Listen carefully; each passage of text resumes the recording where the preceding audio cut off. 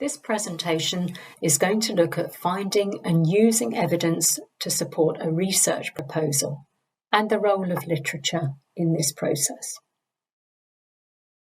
So whatever your background, you're going to have some experience at finding and appraising, in other words, making a judgment about the information that you find and evidence.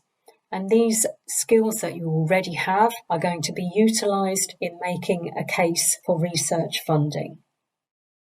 On an application form for research funding, funders are routinely going to ask you how the existing literature supports your proposal.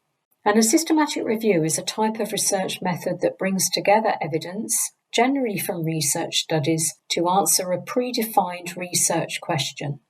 And funding criteria will often refer to systematic reviews because they're at the top of the evidence hierarchy and they're the best.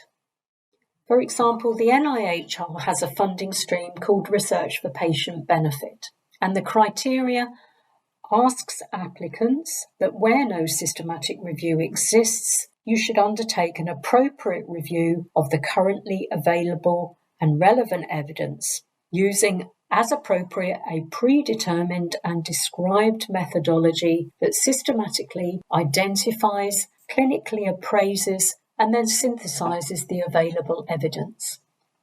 So in other words, you're going to document what you do and the way that you search, the databases that you search, the strategy that you use to find the literature, and just be thorough and transparent in the process. So you might just be doing an ordinary review, which is really a scaled down version of a systematic review, but they want the process to be thorough. So before we talk more about finding evidence, we'll have a look at some resources for finding research priorities. The National Institute for Health and Care Excellence issue guidelines, and if you can find a guideline on your topic, there'll be some recommendations for research. We've highlighted them here in the overview.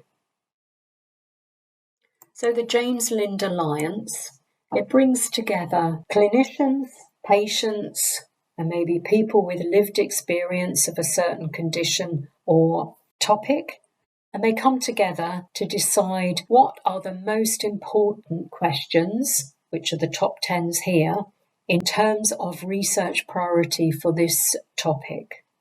So, just as examples, there are priority setting partnerships on heart surgery, adult social work, and schizophrenia.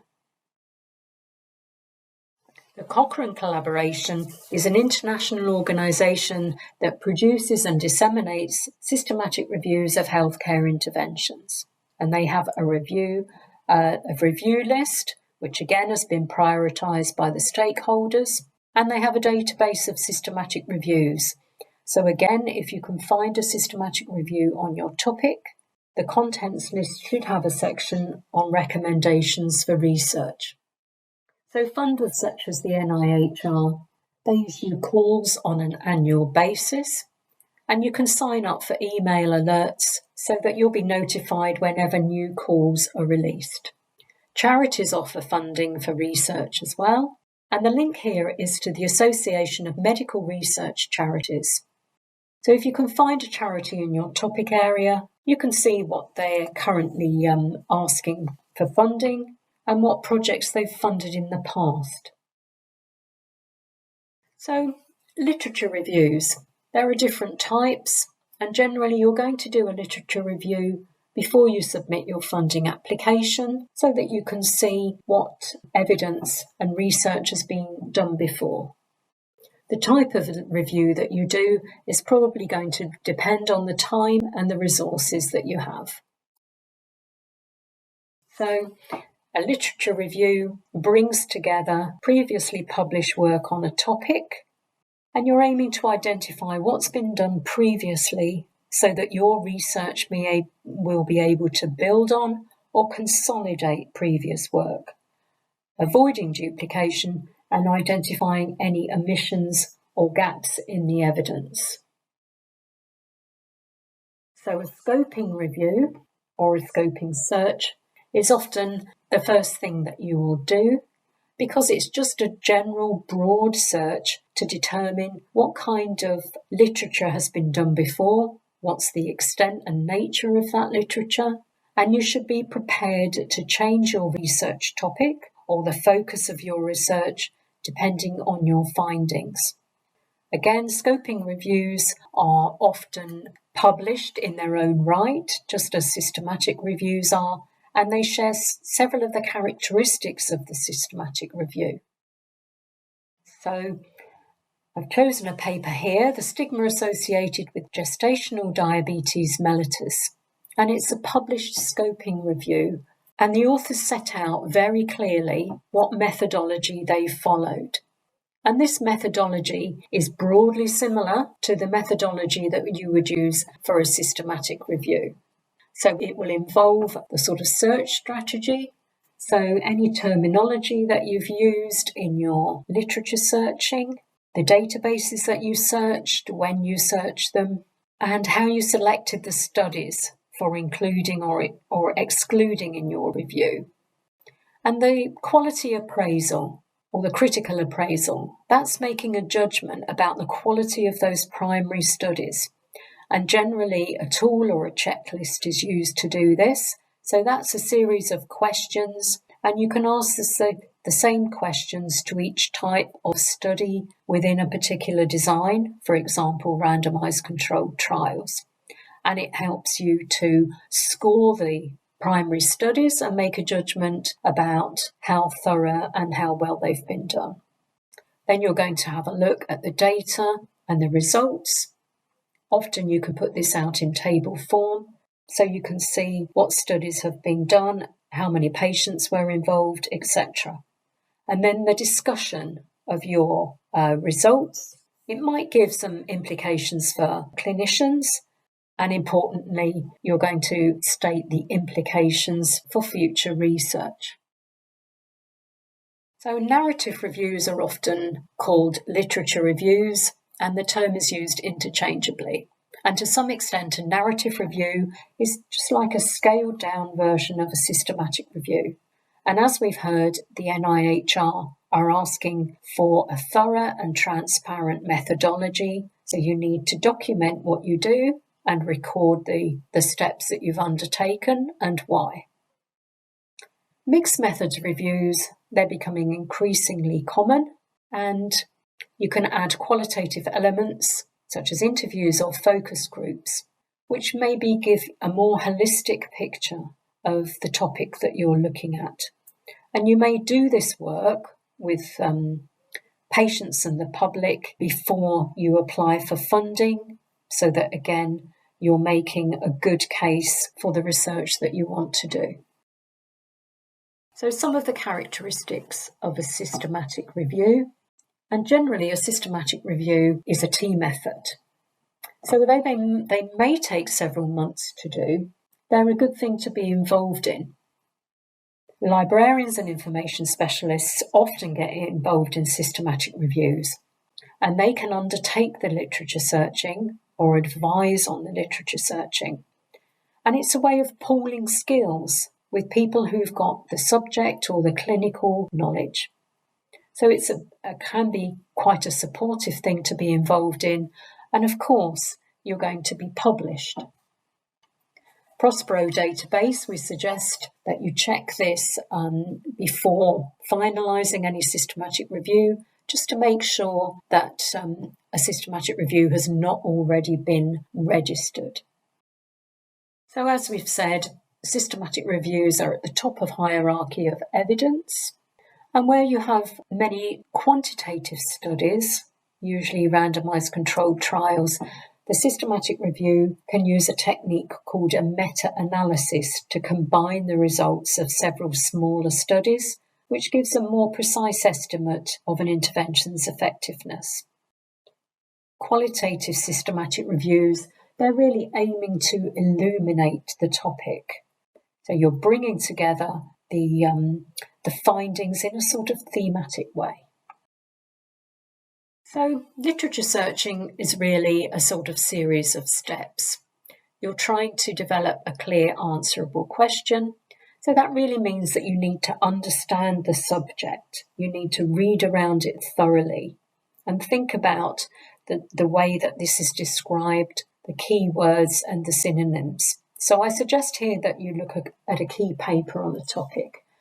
And by this I mean a paper that could be a review or a systematic review. It might be looking historically at the topic, and it might be drawing out what do we know, or equally what don't we know on this particular area. So if you're studying, you might find a key paper listed in a reference list or in a textbook. And if you're working clinically, you might have a research active colleague who again could suggest a key paper to you. And look out for authors, look out for researchers who publish. These are sort of key players in the field, and they may present some opportunities for collaboration. So again, we'll look a little bit more closely at how you do your search. If you're interested in doing a systematic review, you can often find the search strategy that's been used in other literature reviews by checking in the appendices. So the PICO diagram, some of you might be familiar with it, and really it's a way of refining your thinking. So when you've got an idea for research, you're trying to turn your topic into a clinical question. So we've got your patient or your population and your intervention, the eye of the PICO. What are you planning to do? So this could be a therapy, it could be a drug. Your comparison, you don't need a comparison. Your comparison could be the next, what we call the next gold standard therapy that exists at the moment.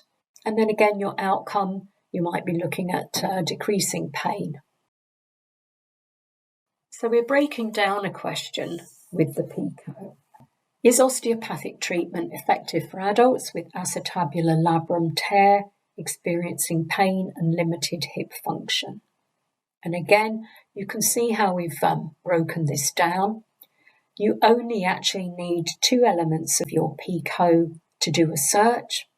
And the most important elements are looking at your patient group or your condition or problem. In this case, it's the acetabulum tear, and the intervention that we're thinking of. So osteopathic treatment or osteopathy.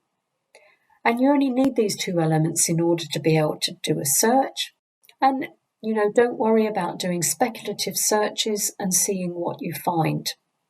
So within each of those PICO elements, you're going to search for all of your terminology and your keywords using OR to get one set of results. And then in the next element of the PICO that you're using, you're going to again search for all of those examples using OR so that you have 2 sets which you then combine with AND. So there is lots of help out there on the internet and lots of examples of PICO and how you break down your question. So don't worry about it. You can find some librarians to help you do this, or as I've said, there are plenty of other resources. Some of the databases that you might search. So Medline is the largest medical database in the world. It covers medicine, nursing, dentistry, veterinary medicine, public health, healthcare systems, and basic science. And it's generally a sort of must-search database.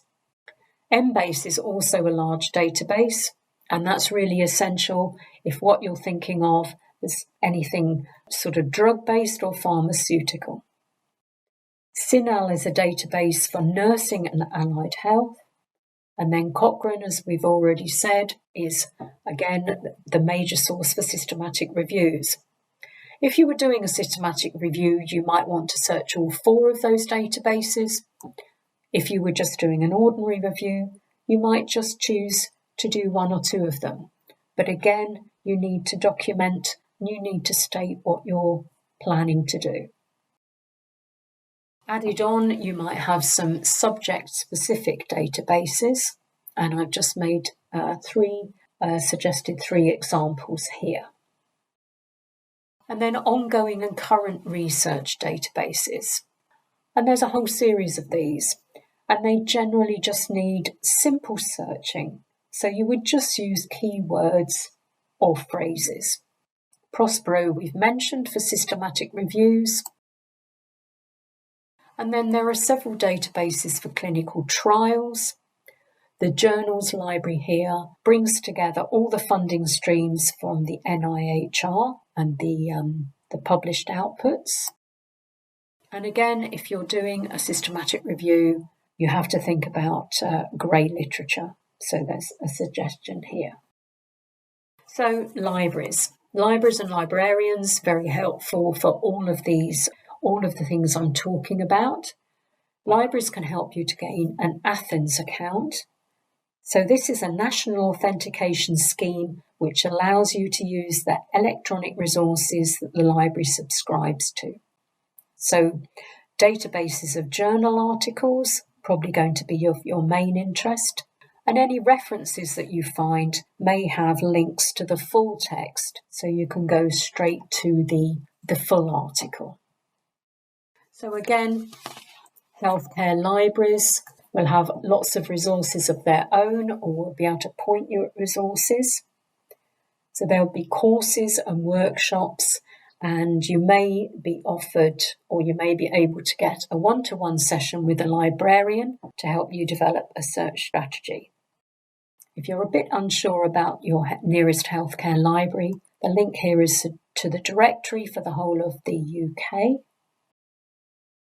And then some of the RDSs across the regions have information specialists such as myself, and we can provide possible training or guidance. And we know locally about health libraries and what support might be available. Yorkshire and Humber RDS, they produce these short videos to help you find the evidence to support your research proposal.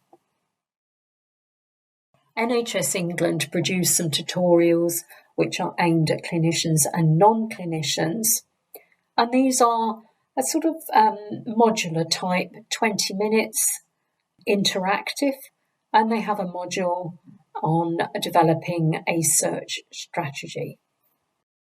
Plenty of help online, and again there's YouTube videos, so I suggest one here which I thought was particularly helpful to doing a systematic review.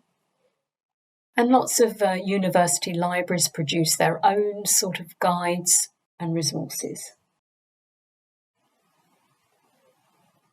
FutureLearn have an online course on critical appraisal techniques. And as I've said before, the Critical Appraisal Skills Programme, the CASP Critical Appraisal Techniques checklists, which are available, produced by the University of Oxford, they have about 8 different checklists. And you can choose a checklist for a particular type of study design. So, for example, they have a checklist for looking at randomized controlled trials. And the questions will prompt you to be able to make some judgment as to the quality of the studies that you're looking at.